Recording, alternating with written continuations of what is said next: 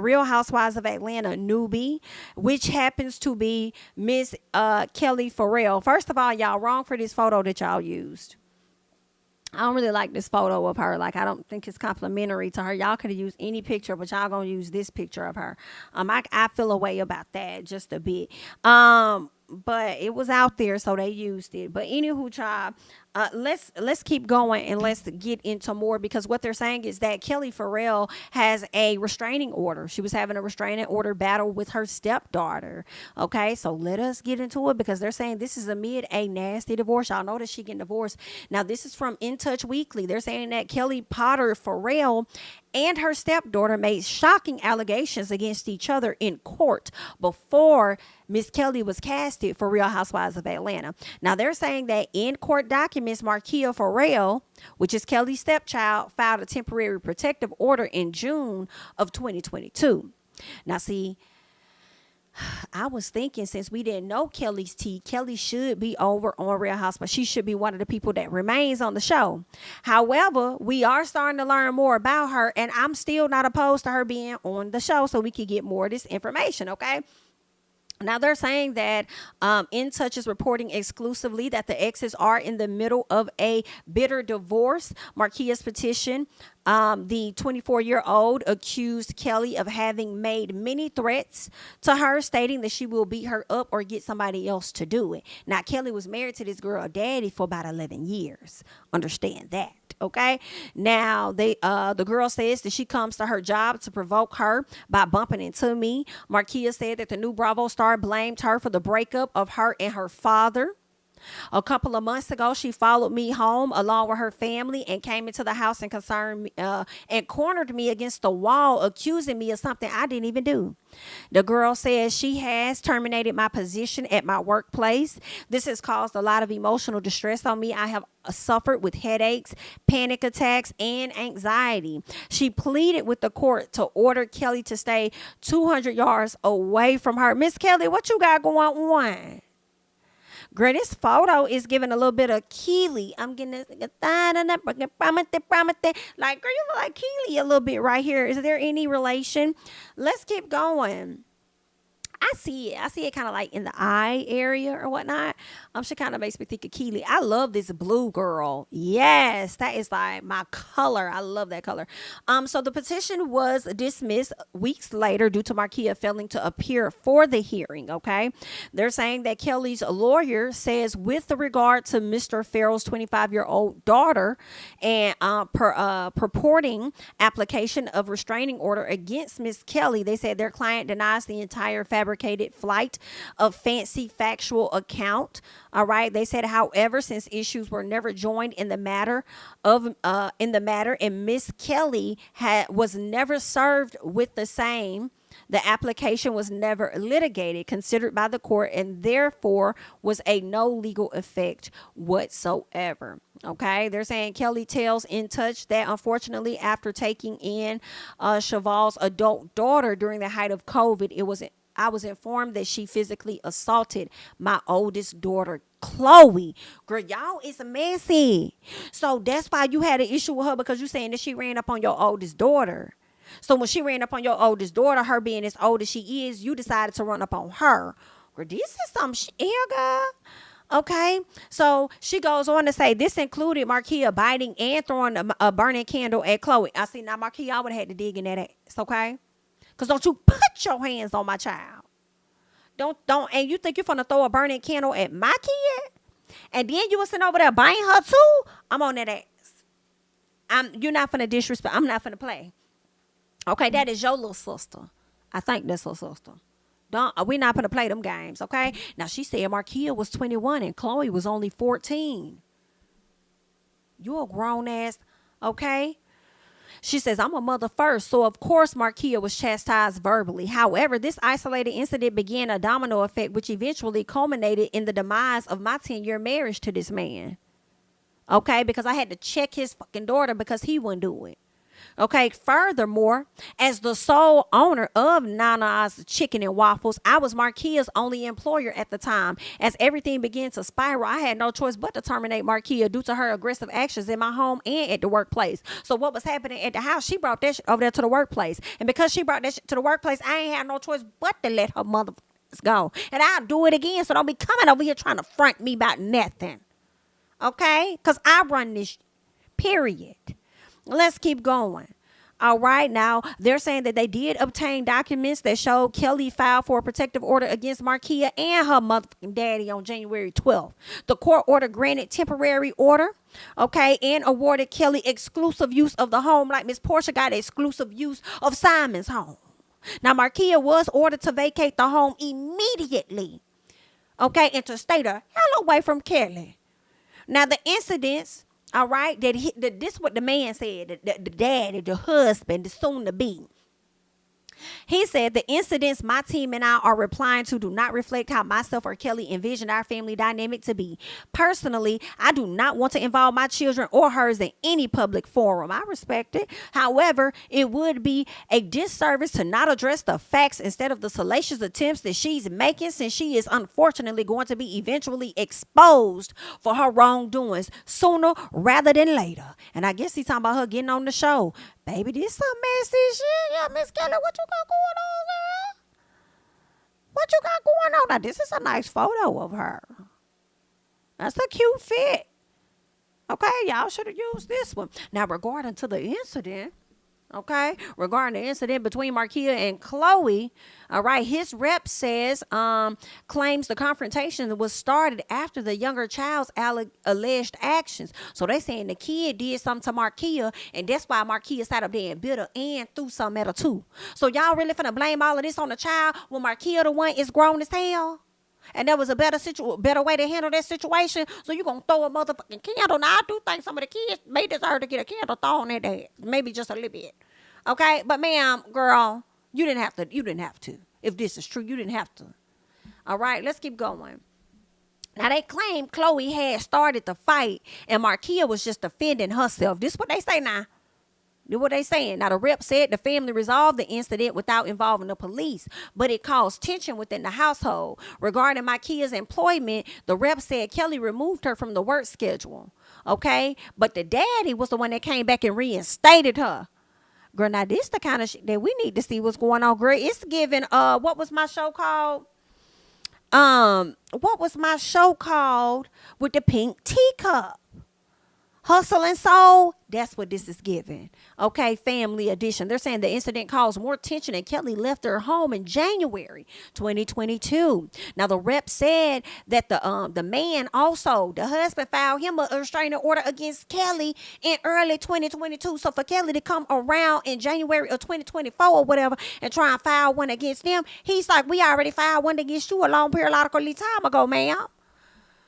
Woo. Now, they told them that Kelli's 2022 restraining order against Markia ended up being dismissed in the end, but they ordered one against Chavallo, which is the husband. That one was upheld. Now, she couldn't get one against her daughter, but she got one against her husband. However, the rep said that the court allowed visitation with his children on Fridays through Monday. Girl, this is a long, messy article here now. Now, they say her husband's team said he has yet to see his kids since Kelli filed for that restraining order at the top of January of this year.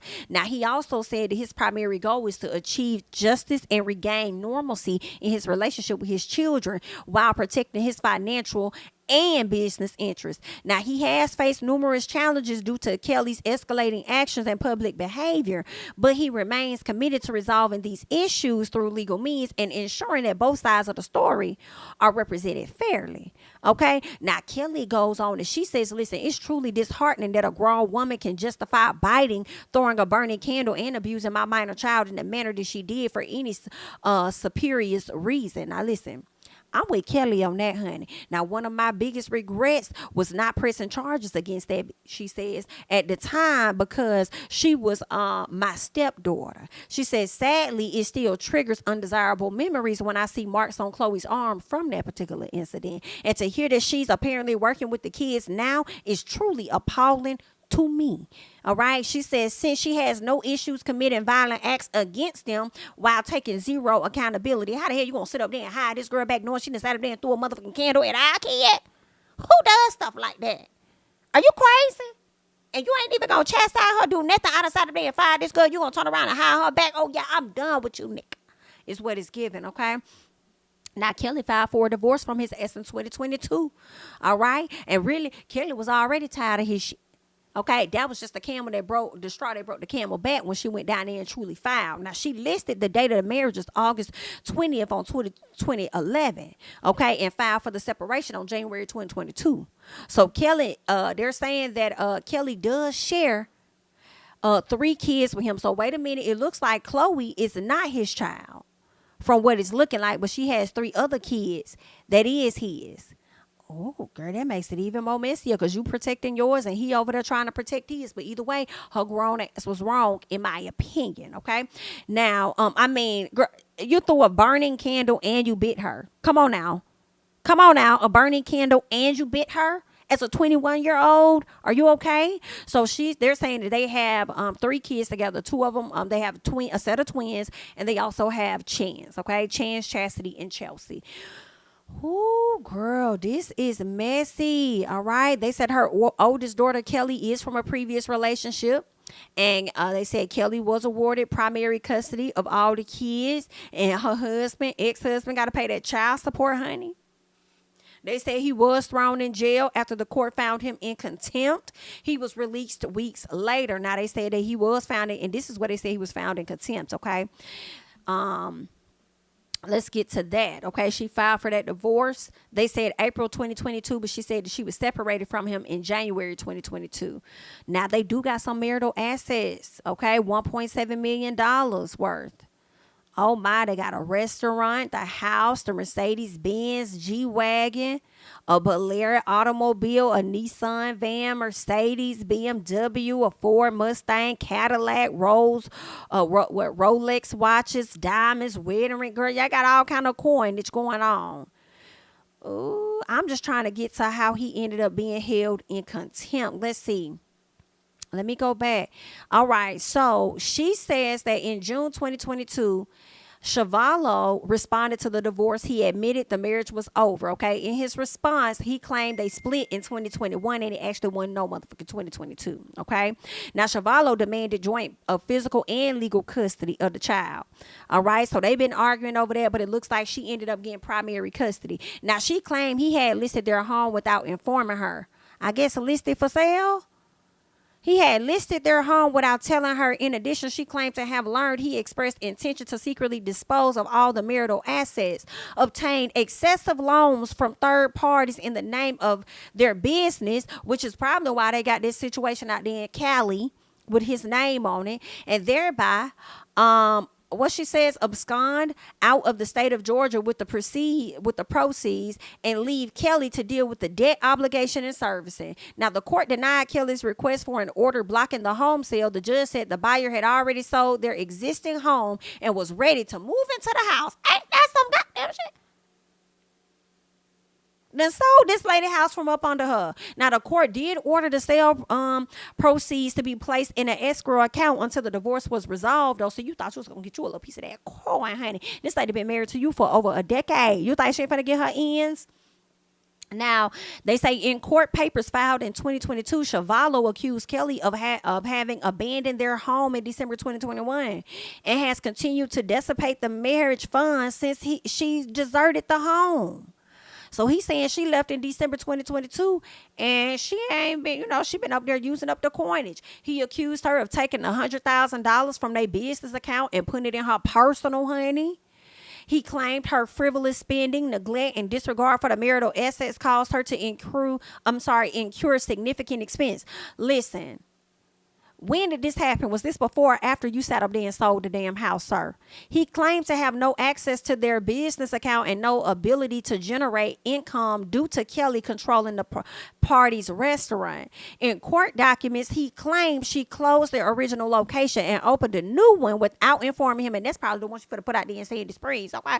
Now, he accused her of violating the divorce order by making numerous decisions impacting the marital business without consulting him. She denied all allegations of wrongdoing. Girl, around the same time, Kelli sued her ex, accusing him of fraud. What in the Simon Guabadia? Now, they're saying her suit filed by her attorney claimed that Kelli claimed that the husband made a series of unauthorized bank withdrawals from her business account into his personal account. So you want to sit up there and talk about me taking money out the business, putting it in a personal. Let's get into you for a little bit. Okay. She said the withdrawals was about $420K, but you want to talk about me taking my $100K out. Now, she claimed he threatened to destroy her businesses because he was no longer interested in being married to or in business with her. So Kelli accused her ex of sending emails to business associates that messed up big deals for them. At the time, Kelli said Schiavolo's actions caused her financial stress. Now, regarding to the claims of fraud, okay, his rep came out and said that he categorically denies these claims. All right. They said this man has provided evidence showing that his actions were in the best interest of his business and his investments. Child, ain't this some stuff? Now, a hearing was held in June of 2022 where the judge sided with Kelli and granted her sole ownership of Chicken and Waffles, honey. Now, in addition, the court ordered Schiavolo to pay back the $420,000 that he took from this girl, and he had to return the car. Okay? It's giving you having to pay for the sins of your child. Sitting up there biting and throwing damn burning candles at somebody, at a kid. Now, Schiavolo admits the 2022 court order awarded the business to Kelli. However, the rep says that he disputed the decision as it did not fully account for his co-ownership and contributions. Now, Schiavolo established the business in 2016 with other business partners signing key leases and documents. Records indicate that ownership was never solely held by her, is what he's saying. He says, furthermore, the $420,000 that's in question is linked to a loan for the construction on a whole nother Chicken and Waffles location. So if that's the whole nother Chicken and Waffles location and that's the location that she got without your permission, then why the hell did you take out $420K out? Because then that means it don't belong to you. Now, he used these funds to pay contractors and cover construction expenses. He provided Ms. Ferrell with $200,000 for payments, but she chose to default on these obligations. Now, the loan company is aware of the situation, and Mr. Ferrell has receipts verifying the payments that was made. Well, we would like to see the receipts then. Now, in October 2023, the exes reached a temporary parenting plan. They agreed Kelli would have primary physical custody. He's supposed to pay, the court ruled that Kelli's ex would pay $626 per month for each kid. It's giving about $3,500 a month. Okay. Let's see. She filed a motion for contempt against him for allegedly failing to follow the court's order. The court found that Schiavolo intentionally refused and consistently failed to comply with the final court order. Okay, in 2022, and that was for him to pay back that $420,000 that he took and remove himself from the business accounts, and he failed to do that, so they held him in contempt, is what it's given. Now, the judge determined that he failed to follow the provisions to not interfere with Kelli's business. He didn't give her back that car and continuing to apply for business loans and credit in the name of her and that business. So the judge found that he failed to do his part on making the $8,000 payment, okay, the 8K payments, all right, support payments. So with that, looks like he was found to be in contempt, and he was ordered to be taken into jail until he paid his ex. Now, sir, if he's locked up in jail, how he gonna pay the ex, okay? But they're saying he will be taken in jail until he paid his ex the $420K, another $234K for the improperly taken cars, the alleged unpaid child support, period. So you got a lot to come up off of. So the jail records show that he was booked into custody on January 12th and released on bond February 20th. Okay? And his bond was listed at the $420,000. Girl, that's some message right there. Child, they say he did not cooperate with the sale of the home. Therefore, the property was transferred to Kelli in court.